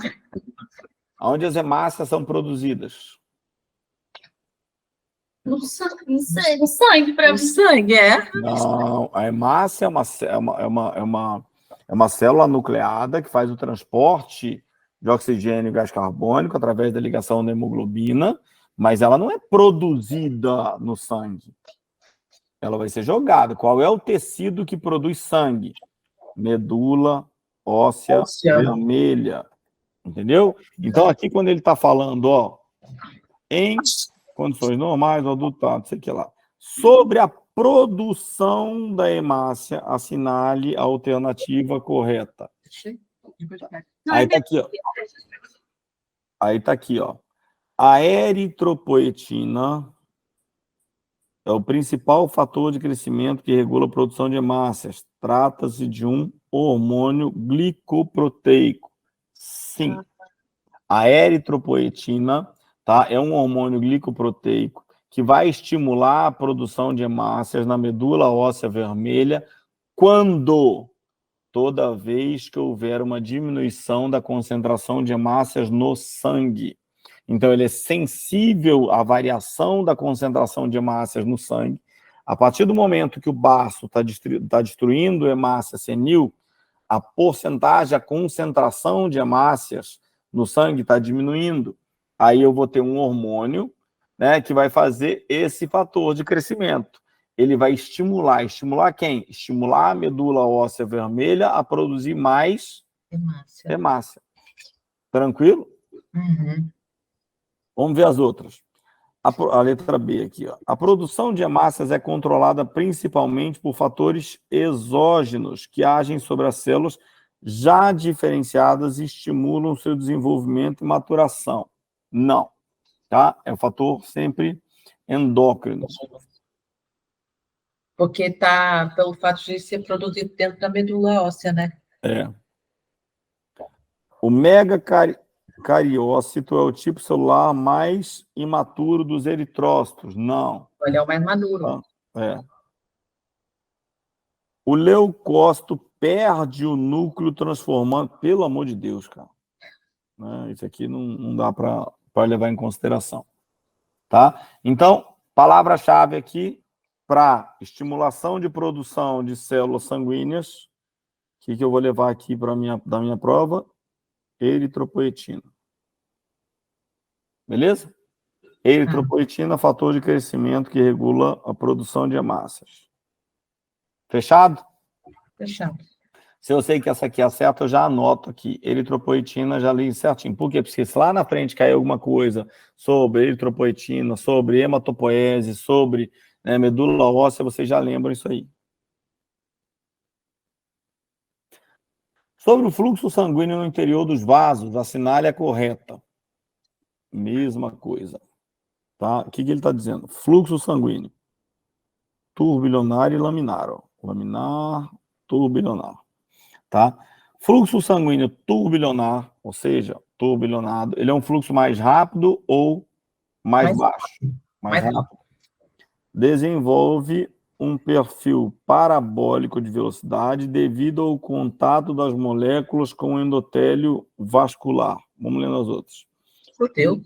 Fluxo sanguíneo tubular ocorre em regiões onde o fluxo sanguíneo é menos intenso. Não. Tá? O fluxo sanguíneo tem que ser mais intenso. O fluxo sanguíneo laminar possui formação de redemoinhos? Não. Quem tem formação de redemoinhos é o tubular. Porra, mulher, presta atenção. Fluxo sanguíneo laminar possui uma velocidade na região central do vaso maior do que próxima ao endotélio. Sim. Olha aqui a diferença dessa para essa, tá? Quando você ficou com dúvida aí na letra C e na letra B, o fluxo sanguíneo laminar, eu não estou falando que ele tem uma velocidade maior do que o turbilionar. Eu estou querendo dizer que no fluxo sanguíneo laminar, a velocidade dele na região central do vaso é maior do que na região proximal do endotélio. Por quê? No meio do vaso, é como se eu pegasse um vaso aqui e colocasse, ó, o fluxo aqui é grande, mas aqui ele é mais lento. O que significa isso? Que ele turbilhona menos. Significa isso que ele é mais linear. E na letra B está dizendo o contrário. Tá? Na letra B, então, ele está dizendo exatamente o contrário. Então, essa letra B aqui, ele está dizendo que o turbilionário ocorre nas regiões onde o fluxo é menos intenso. E, na verdade, não é isso. Tá? É onde ele é mais intenso. Intenso. Beleza? E quando ele é mais intenso na parede, consequentemente, as lesões de endotélio vascular elas vão ser mais... vão ser mais tendenciosas. Pode falar. O turbilionar, que é aquele que parece um liquidificador, que faz aquela bagunça. Isso. Né? E o laminar é aquele que vão num sentido só. O que vão no sentido só, ele tende a ser mais rápido o fluxo. Porque aquela bagunça lá do liquidificador acaba desacelerando o fluxo, não? Então, ele é mais lento. Sim, mas ele não está dizendo que ele é mais lento em todo o vaso, ele está dizendo em que parte do vaso, ó. Aqui, ó. O fluxo sanguíneo, ó, o fluxo sanguíneo turbilionar, olha só, a letra B. O fluxo sanguíneo turbilionar, ele é um fluxo mais rápido, beleza? Ocorre em regiões onde o fluxo sanguíneo é menos intenso. O turbilionar não ocorre onde o fluxo sanguíneo é mais intenso? Não foi isso que você acabou de dizer? Quanto maior a intensidade, maior é o turbilionamento. Entendeu? Agora, olha a letra B. Olha a pegadinha da letra B. O fluxo sanguíneo laminar possui uma velocidade na região central. Ele não está falando que o fluxo sanguíneo laminar é mais rápido ou mais lento do que o turbilionar. Ele só está querendo que do laminar ele é maior na região central do que na região próxima ao endotélio. Do laminar. Eu não estou comparando aqui o laminar com o turbilionado. Entendeu? Eu estou falando só do laminar. Se eu falasse assim, a velocidade do laminar é maior do que a velocidade do turbilionado, não. O turbilionado tem maior velocidade. Beleza. Mas no laminar, só nele, tá? Não levando em consideração o turbilionado, aonde que eu tenho maior velocidade? No centro ou no endotélio? No centro. Por isso é que ele é laminar e não faz turbilionamento. Porque se eu tivesse maior velocidade nas extremidades, ele teria uma tendência a turbilionar. Mas se eu tenho uma maior velocidade no centro, ele corre. É como se eu tivesse uma avenida, né? Peguei uma avenida, tá, que tem três vias, né? A Dom Pedro I, tá? Estou viajando, pego o Dom Pedro I, tá? Qual é a pista que normalmente tem maior velocidade? É porque a gente tem uma tendência de falar, poxa, quando você está conduzindo o veículo, maior velocidade na faixa da esquerda. Mas se você tivesse uma tendência de, não, pode escolher qualquer via, por onde que eu vou? Pelo meio. Né? Por quê? Porque no meio a tendência é o fluxo ser maior do que nas beiradas. Por quê? Porque eu posso ter uma paradinha, um probleminha numa beirada de um lado, um probleminha numa beirada do outro, mas o meio, a tendência a ter um problema no meio é menor, entendeu? Quando você tem algum problema no carro, a tendência é você parar nos cantos, né? Parar nos cantos. E o meio, o fluxo vai ser sempre mais rápido, entendeu? Se eu tiver, por exemplo, uma alteração por uma formação de um trombo, por uma placa, por exemplo, na parede de um vaso, que vai diminuir a luz desse vaso e vai comprometer a minha passagem do fluxo, aonde que vai acontecer? No meio? Não. Ele vai acontecer ou na parede de um lado ou na parede do outro. O fluxo central, ele é sempre mais rápido. Só que eu estou falando do laminar. Então, qual é a pegadinha aqui, ó? Ele não está comparando o laminar com o turbilhonado, ele só está falando só do laminar. Entendeu? Então, lembra sempre disso.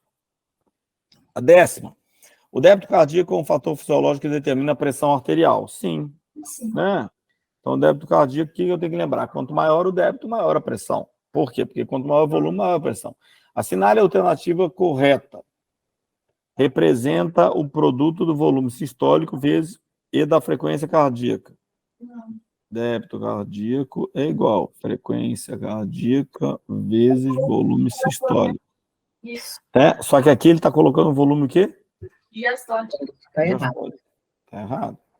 Representa o produto do volume sistólico da frequência cardíaca. Exatamente a minha fórmula. A gente respondeu. Vocês responderam qual? A gente respondeu a uma outra prova que tinha essa questão também. Mas não é muito simples? Muito. Se eu estou falando que ele representa o produto, é só eu lembrar da fórmula. Débito cardíaco é igual frequência cardíaca vezes volume sistólico. Acabou, não precisa ler mais nada. Representa a soma, porra, nunca soma, multiplicação. Representa o produto do volume sistólico vezes resistência vascular periférica. Isso aí é o quê? A resistência é sobre PA. Isso é a pressão arterial, não é o débito. O que ele está pedindo na questão? O débito. O débito cardíaco é igual frequência vezes volume sistólico. Ponto. Aí, volume PA resistência vascular periférica é igual débito cardíaco versus... Não. Débito cardíaco não, frequência respiratória versus... Não. Pressão arterial é igual débito cardíaco vezes resistência vascular periférica. Esquece respiratório. Respiratório? Falou. Tá? Então, ó, débito cardíaco é igual resistência vascular periférica vezes débito. Volume, vasoconstrição. Certo? Pressão arterial. Quando ele colocou aqui, ó, representa o produto do volume sistólico vezes resistência vascular periférica? Não. Resistência vascular periférica vai determinar pressão, não determina débito. Quem determina débito? Quantas vezes eu contraio versus qual o volume que eu mando a cada contração.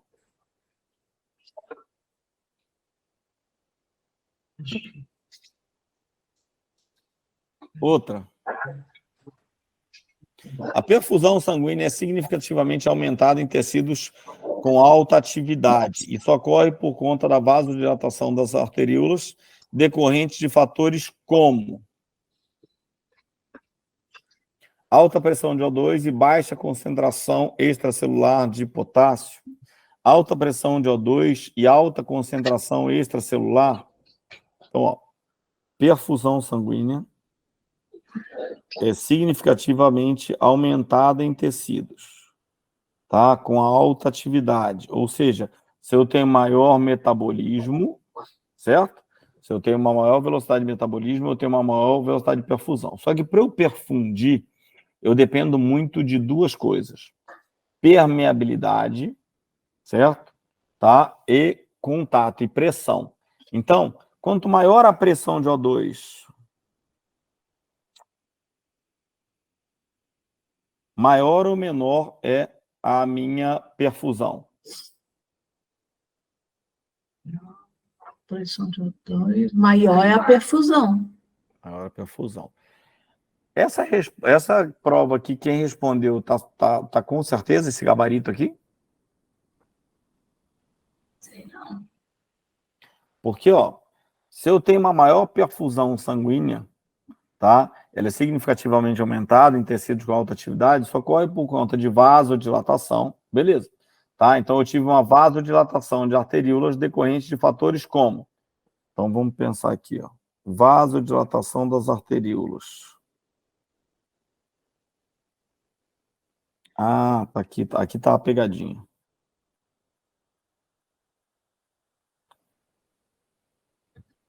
É que a tendência aqui é o seguinte, ó.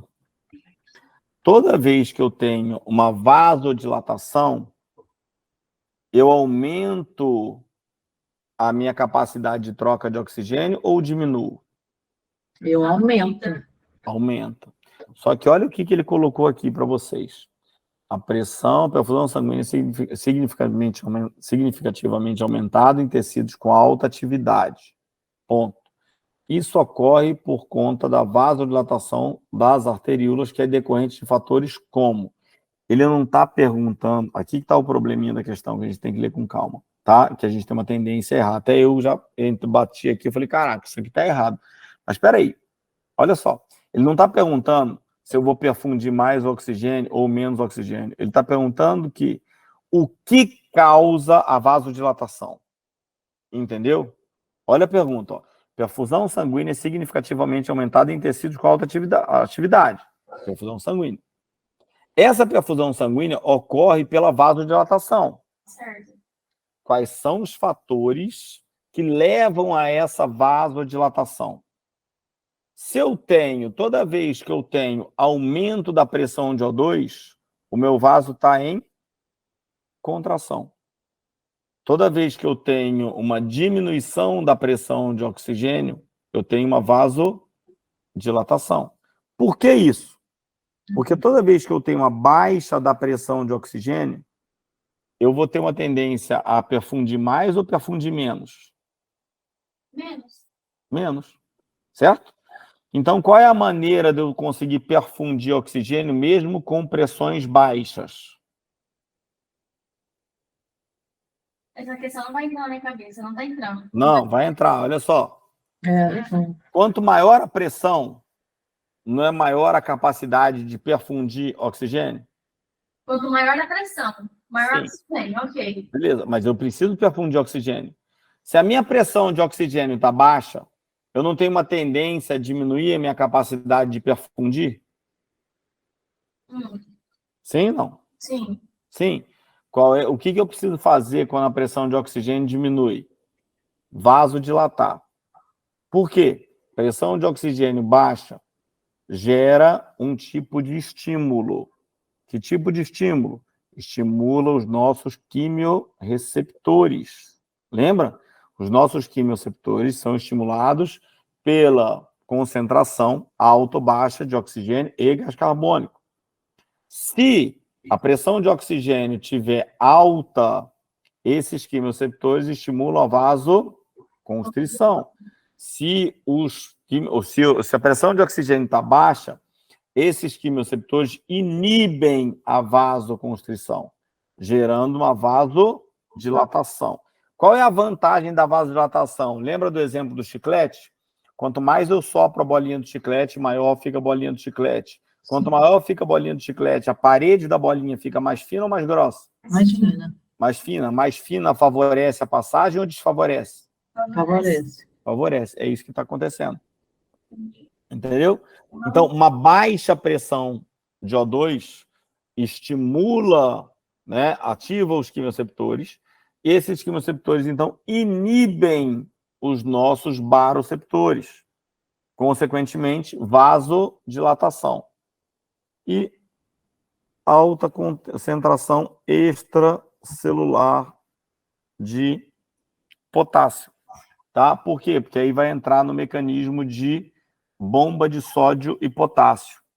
Tá? Então, consequentemente, se eu tenho uma alta concentração extracelular de potássio, eu vou ter uma tendência, eu preciso colocar mais potássio para dentro, por causa da questão da regulação da polaridade celular. Essa é mais chatinha, né? Também mais complicadinha de entender. É, mais confusa um pouco. É porque quando a gente pensa em vasodilatação, pelo menos para mim, quanto mais dilatado, mais oxigênio vai passar. Então... Sim.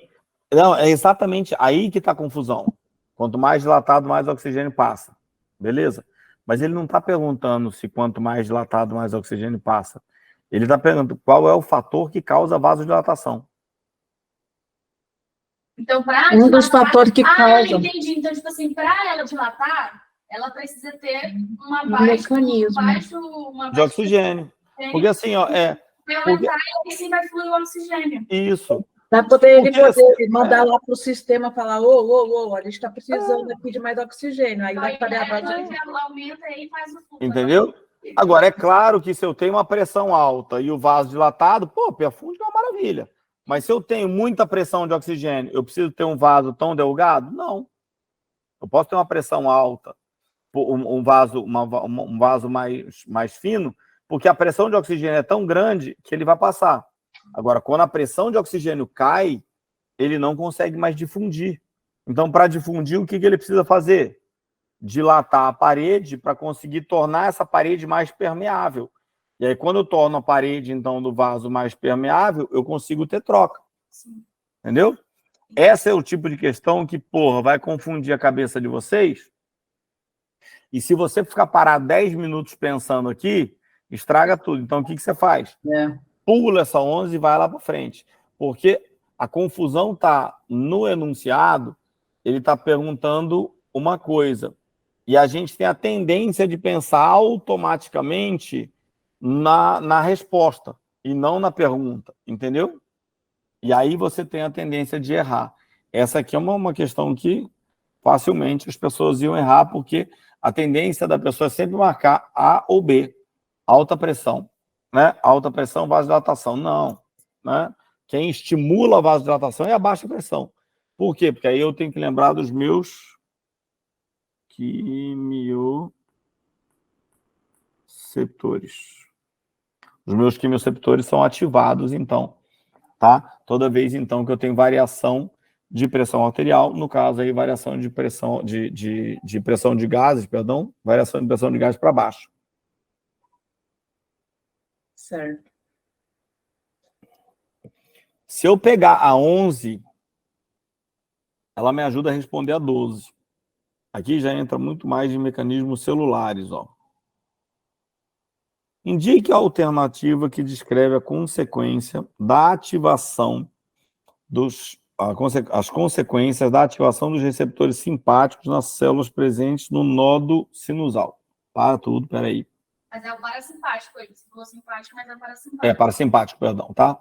Indique a alternativa que descreve as consequências da ativação dos receptores parasimpáticos nas células presentes no nodo sinusal. Tá? Mas ele é simpático. O nodo sinusal. Não é o primeiro? O nó sinusal, vamos lá. O nó sinusal, tá? Assim como o nó AV, os dois nós têm inervação do sistema nervoso autônomo. Ponto. Sistema nervoso autônomo parasimpático, sistema nervoso autônomo simpático.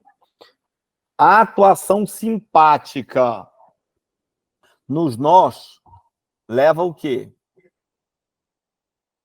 A atuação simpática leva a aumento ativação dele. Ativação. Ativação dos nós. Se eu estou pensando em nó, eu estou pensando em sistema de condução. Certo? No sistema de condução, toda vez que eu estou pensando no sistema de condução, eu estou pensando em contratilidade, aumento da contratilidade, aumento da frequência cardíaca, certo?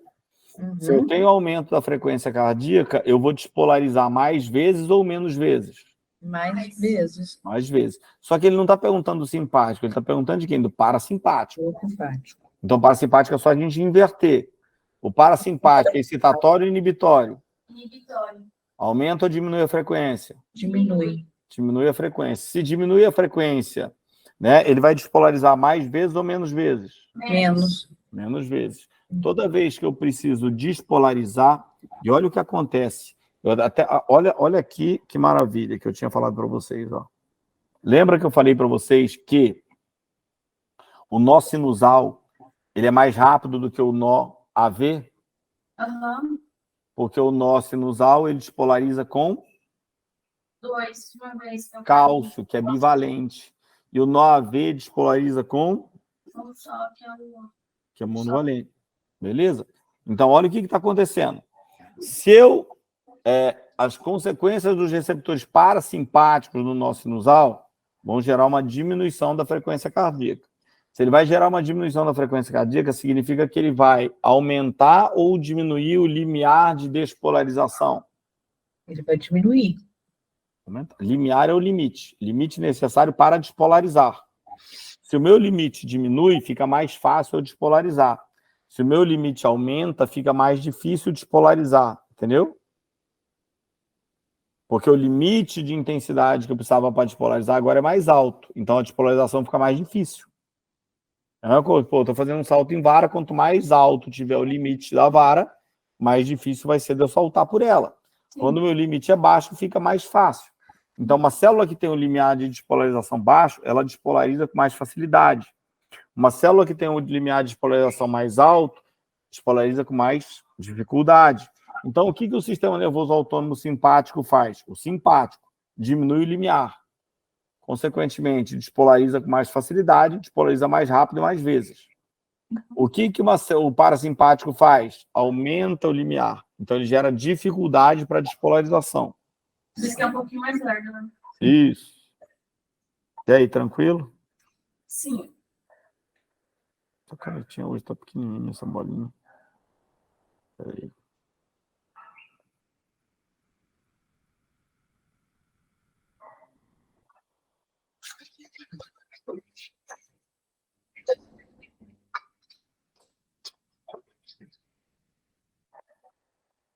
Tá. Então, vamos lá. Se eu estou falando do parasimpático, tá? Se eu estou falando do parasimpático, então, o que vai acontecer? Eu vou ter inibição. Olha o que está escrito aqui na letra A. A permeabilidade do potássio aumenta e a permeabilidade do cálcio diminui. Potássio está diretamente relacionada com o quê? Bomba de sódio e potássio. Se eu pegar aqui, ó, e fizer isso aqui, tá? Eu tenho uma célula aqui. A célula ela é mais negativa dentro, certo? Uhum. E mais positiva fora. Eu quero despolarizar essa célula. A célula do nó sinusal despolariza com quem? Com cálcio.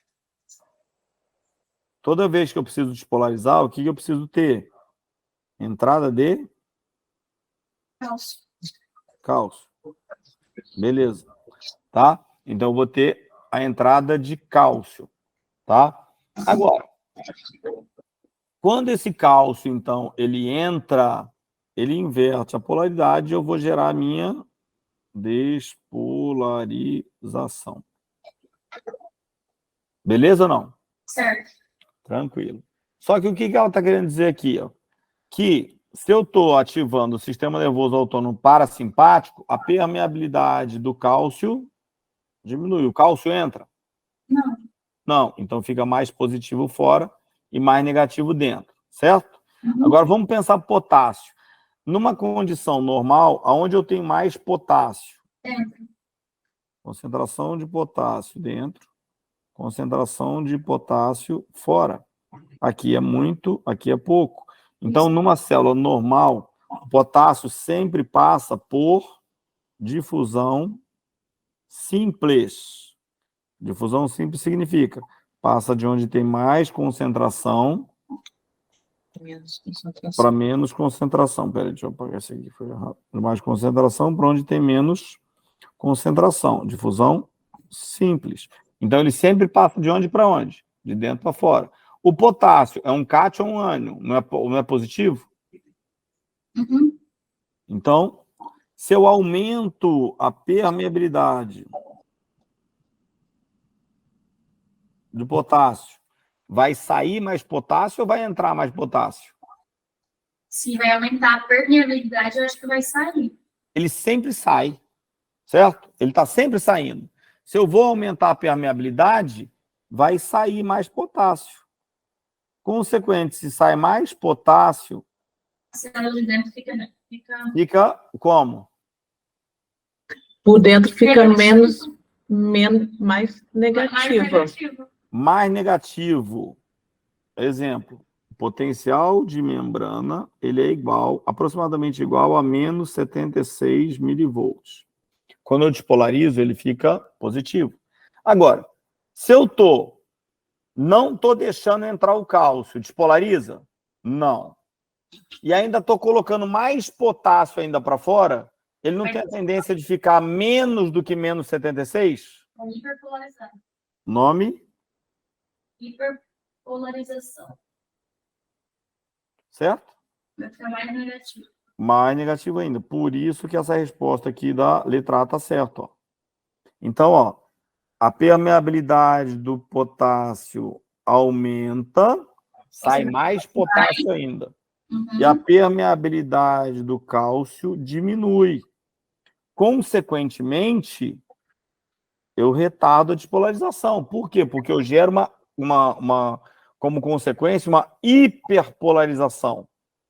A combinação dos dois efeitos faz com que a célula leve mais tempo a alcançar o limiar. Por quê? Porque o limiar agora ele subiu, porque a célula está hiperpolarizada, atrasando o início do potencial de ação e, consequentemente, diminuindo a frequência cardíaca. Isso tudo porque lá no enunciado estava falando de parasimpático. Se fosse o simpático, ia ser o contrário, né? Se fosse o simpático, ao contrário. Parasimpático se fosse o simpático, o que ele ia fazer? Diminuir a permeabilidade do potássio, eu retenho mais potássio, já fico mais positivo, e aumenta a permeabilidade do cálcio, fazendo com que o cálcio entre de forma mais fácil. Aí eu despolarizo mais rápido, mais vezes. Isso tem a ver com aquele gráfico cardíaco lá, que é aquele momento rápido de parada lá? QRS? Não. Do modo passado, aquele gráfico cardíaco que a gente fez ali. Ah, ela está falando daquela ondinha, do gráfico de platô? Do platô, tem a ver com o efeito platô? Isso, peraí, não. Só que aí não tem nada a ver com o efeito platô, tá? O efeito platô, ele tem a ver com o tempo que você tem de despolarização e o estímulo para despolarização. Quando você tem... questão, né, de rápida entrada mas não é só isso. Ó. Quer ver? O efeito platô, quando você está falando, por exemplo, de efeito platô, o que está acontecendo? Aqui você tem uma onda P, um complexo IRST, certo? Só que, o que determina a subida? Abertura de canal. Né? O que determina a descida? Fechamento de canal e repolarização. Então, toda vez que eu estou despolarizando, eu estou subindo. Toda vez que eu estou repolarizando, eu estou descendo. Certo ou não? Se eu tenho um gráfico aqui assim, ó, se eu faço um gráfico aqui, meu gráfico aqui está em menos 76 milivolts. E eu tenho aqui, ó. A minha célula foi estimulada e atingiu o limite, ela sobe. Aí eu tenho onda Q, complexo R, T. O que significa? O Q é o momento exato da abertura dos canais de cálcio. Abrir o canal de cálcio, o que acontece? Sobe. A subida significa despolarização. O R significa o quê? O momento do fechamento dos canais de cálcio. Fechou o canal de cálcio, a bomba de sódio e potássio começa a jogar cálcio, no caso aí, né, a bomba de sódio e potássio, no caso da bomba de cálcio e potássio aí, o que ela ia fazer? Jogar cálcio para fora e potássio para dentro. Então ele vem repolarizando. E aí depois ele volta ao limite normal. Até aqui, tranquilo? Acho que sim. Sim. Só que olha o que acontece dentro de neuro. Para você ter uma despolarização, eu tenho que ter um estímulo. Toda vez que eu tenho um estímulo, o estímulo gera abertura de canais ou de sódio ou de cálcio para despolarização, certo? Certo. Beleza. Só que se eu tiver uma onda que é assim, ó. Ah, não, ela vai estacionar aí mesmo. O que aconteceu aqui? O platô não aumentou? Sim. Por que essa onda não subiu e não desceu imediatamente? Tem maior concentração de alguma coisa. Porque o que acontece é o seguinte, ó. Se esse estímulo for sustentado, se você não tirar o estímulo, ele não desce. Quem abriu o canal? O estímulo. Quem fecha o canal? A retirada do estímulo.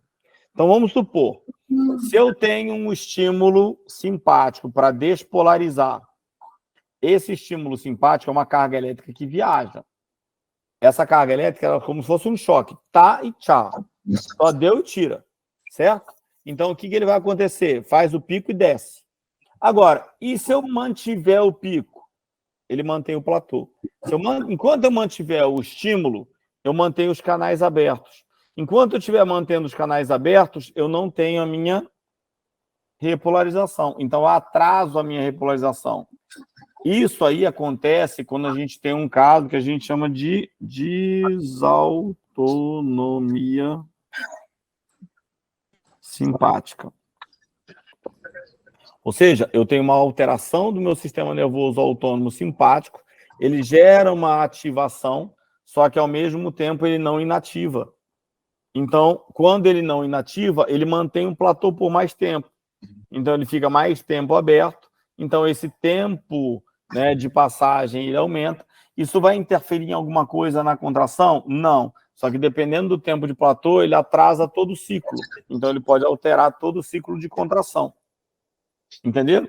Isso aí está só em mecanismos, né, de despolarização, quando a gente está estudando, então, despolarização, repolarização, hiperpolarização, potencial de membrana, período refratário relativo, período refratário absoluto.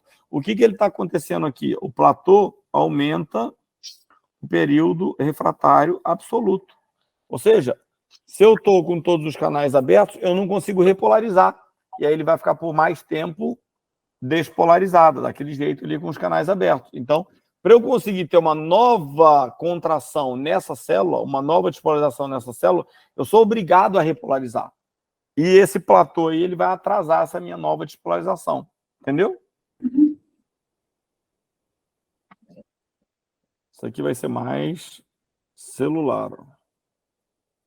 Aí, ó, letra B. A permeabilidade do sódio aumenta. Opa! SA é cálcio. Cálcio. Certo? A permeabilidade do potássio aumenta e do sódio diminui. Olha só, mesma coisa. A permeabilidade do cálcio aumenta e a permeabilidade do potássio diminui, inverte. Tá?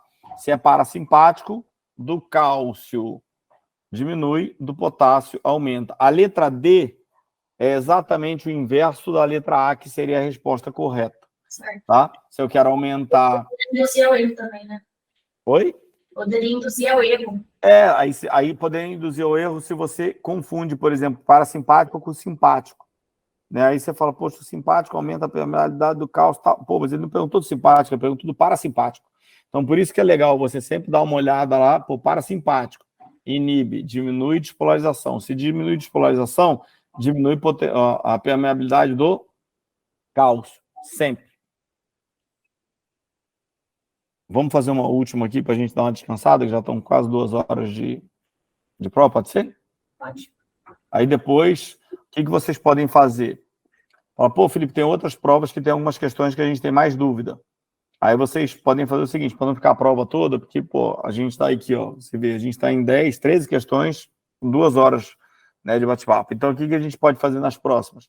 Vocês separam as questões que vocês têm mais dúvida, tá? Coloca num papel e já manda só elas, que aí a gente discute só elas, entendeu? E as que são mais fáceis, tranquilo. Beleza? Mas até o dia da prova de vocês dá para a gente fazer outras vezes aí. As porções simpática e parasimpática do nosso sistema nervoso central, nosso sistema nervoso autônomo, influenciam a frequência cardíaca através do controle antagônico. Sim. Por que controle antagônico? Porque um excita, o outro inibe. Considerando as informações desse sistema, que sistema? Sistema nervoso autônomo, né? Podemos afirmar que o neurotransmissor simpático, acetilcolina, eleva a frequência cardíaca através da ativação dos receptores colinérgicos muscarínicos e influenciam os canais de cálcio, os canais de de potássio e... Acho que não é acetilcolina, né? Então já está errado aí. Já está errado porque ele não é colinérgico, ele é adrenérgico. Isso, ele é adrenalina ou noradrenalina. Então, ali, simpático já tirou o colinérgico, ele vai ser adrenérgico, tá? Parasimpático é acetilcolina, então a e aqui, olha o que ele disse aqui, ó. Influenciam canais. Ele não diz que nem abre, nem fecha, nem dificulta, nem nada. Influencia canal? Influencia. A única coisa é que os receptores, o neurotransmissor não é colinérgico, ele é adrenérgico, então os receptores também vão ser diferentes. Os neurotransmissores parasimpáticos, noradrenalina, não. Né? Aí seriam colinérgicos. O neurotransmissor parasimpático, acetilcolina, colinérgico, Fica quieto aí, Siri. Caralho. Às vezes a gente fala Siri do nada, quer responder as coisas. Vamos lá. O neurotransmissor parasimpático, acetilcolina, certo? Colinérgico, diminui a frequência cardíaca, sim, através da ativação de receptores colinérgicos muscarínicos que influenciam canais de cálcio e de potássio e de cálcio nas células marcapasso, SA, certinho. Tá? Ele nem entrou em detalhe de aumenta ou diminui permeabilidade. Ele só está dizendo que... Oi, Xi, tudo bem? Acabei de chegar. E aí? Então, ó, ele nem está dizendo se ele aumenta ou diminui. O que ele está querendo dizer aí? Ele só está querendo dizer que ele influencia. Tá? Agora, ele poderia piorar um pouco mais a questão. Colocar neurotransmissor, colocar receptor, e, além disso, colocar os canais. O que ele faz com o canal? Se ele é parasimpático, aí a gente volta para 12. O que ele faria se ele é parasimpático? Inibe canais de cálcio, não é isso? E diminui a permeabilidade do cálcio e aumenta a permeabilidade do potássio. Foi exatamente o que a gente viu na questão número 12, a gente viu na questão número 13. Só que a 13, para não complicar, ele só colocou influencia. Influencia significa diminui ou aumenta, não interessa. E, por último, os neurotransmissores simpáticos. O neurotransmissor simpático, noradrenalina, eleva a frequência cardíaca através de receptores beta-1, tá? Não são os receptores específicos, tá? Dos neurotransmissores simpáticos, nem da noradrenalina, nem da adrenalina, e influenciam canais, tá? Aqui o que aconteceu? É o beta. Tá? Se não me engano, os neurotransmissores simpáticos, tá? Os receptores dos neurotransmissores simpáticos da noradrenalina são alfa ou gama, alguma coisa assim. Eles não são os beta. Então o erro aí está no tipo de receptor.